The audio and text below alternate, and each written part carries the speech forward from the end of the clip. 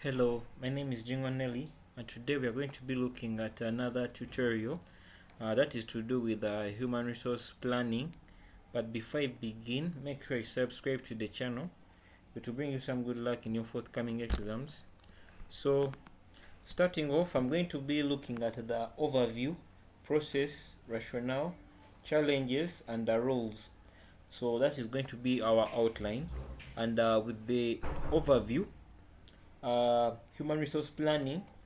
Human resource planning is the process of projecting or forecasting the future human resource requirements or needs of an organization in relation to its strategic human resource needs. Now, with the human resource needs, they mean that is to do with the number.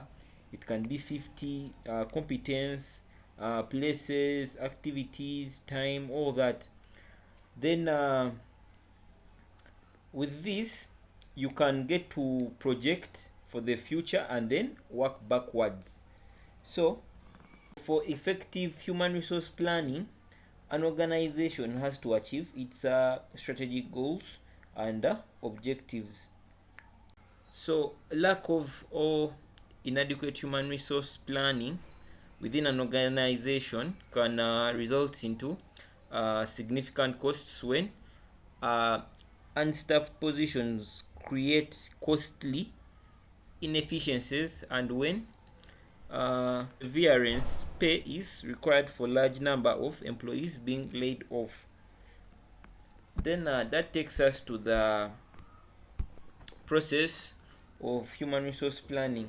Now, with the process of human resource planning, we are going to look at the formulation of the strategic objectives, then the environmental analysis and interpretation, then HR audit, then HR forecast, and then action plan, and then the last one will be evaluation. So beginning off with the formulation of the strategic objectives will give us the direction to know what is required and what is not required. Then with environmental analysis, we look at the various environmental factors that may impact on the business in the future. That is, we look at the internal environment factors and internal environmental factors, and also the external environmental factors. With the internal environmental factors, they can be controlled, and with the external environmental factors, they cannot be controlled. So we analyze the internal and external environmental factors using the PESTIL and also the SWOT, the SWOT analysis, in order to get or to know their impact on the business. So having known that, we go to the HR audit. With the HR audit, this deals with the process of evaluating the current status of our human resources in terms of the nature, the number, the competences, and so on. So with this, for the HR audit, it keeps us in check to know whether we are okay in terms of the number, competences. Then we go to the human resource forecast. Now with this is where we project the quantity of human resources that will be available and needed in future. Then moving on to the action plan or the human resource reconciliation. Now with this one, after understanding how many employees are needed, this is where we reconcile the demand and supply differences. So here, with the demand and supply differences, it checks whether there will be any shortages and also checks whether there will be any surpluses. So this reconciles the HR surpluses and HR shortages to ensure human resource equilibrium, though it will never be attained. So with this, in case you're having a shortage, with the shortage you can train, and then you can also recruit, you can transfer from excess branch to the one which is having a few employees. You can do job rotation from one job to another. Then also invite volunteers. Then also you can invite interns. That is to do with shortages. Now if at all you're having surpluses, you can lay off, you can terminate, you can you can you can do what is called recruitment freeze.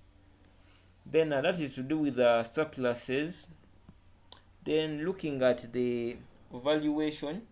Now with valuation, we measure the degree or the extent to which the action plan has been successful. So having looked at all that, we go to the rationale of human resource planning, which deals with determining the requirement needs, training needs identification, anticipate human resource redundancies. So here, if I told the workers are too many, you can get to plan for the many workers, maybe by carrying out a transfer from the excess branch to the one which is having less employees. Then determining human resource costs, assessing future premises requirements, then coping with changes, determining and planning recruitment, means of good industrial relations. Then what else? The challenges being faced by line managers in human resource planning. So lack of top management support, which at times frustrate those in charge of manpower planning. Then limited human resource data due to failure by most organizations to set up human resource management information system. Then inadequate skilled personnel to carry out the planning process. Then changes in economic conditions. Then changes in technology which tend to make long forecasts unreliable. Then trade unions agitation to spread their position, especially in the face of structural adjustments.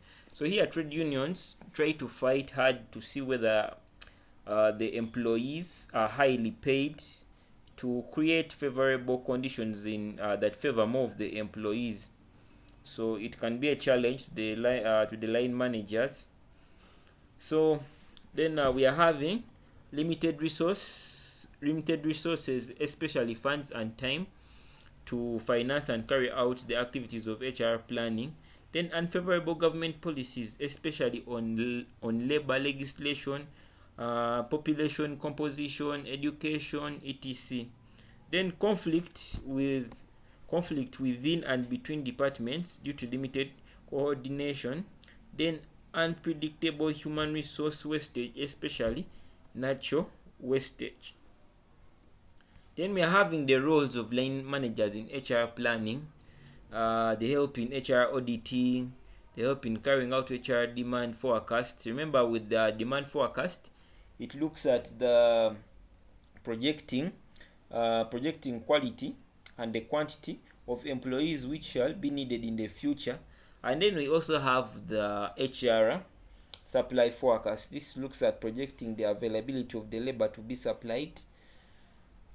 And then they provide technical guidance in reconciling HR shortages and surpluses. Remember here, once you're having shortages, once you're having surpluses, for example, if at all you're having shortages, you can recruit. Then if at all you're having surpluses, you can transfer maybe to a branch which is having fewer employees. If at all you're having other branches, you can do job rotation. Then we are having evaluate the HR process. So we have looked at the HR process, which looks at formulation of the strategic objective, environment analysis, HR audit, the human resource forecast, the human resource reconciliation. So we evaluate all that. So that is the role of the human resource manager in HR planning. Evaluates all that. Then guidance in determining HR redundancies. So if at all realize that a particular job is having so many employees, it gives you what to do with the excess of the employees, and then you'll be able to reduce on the HR redundancies in that particular job or department. Then they help to establish human resource retirement. So here you'll be able to plan accordingly in HR for the employees that are planning to retire. So that is it. Thank you so much for watching. Make sure you subscribe to the channel.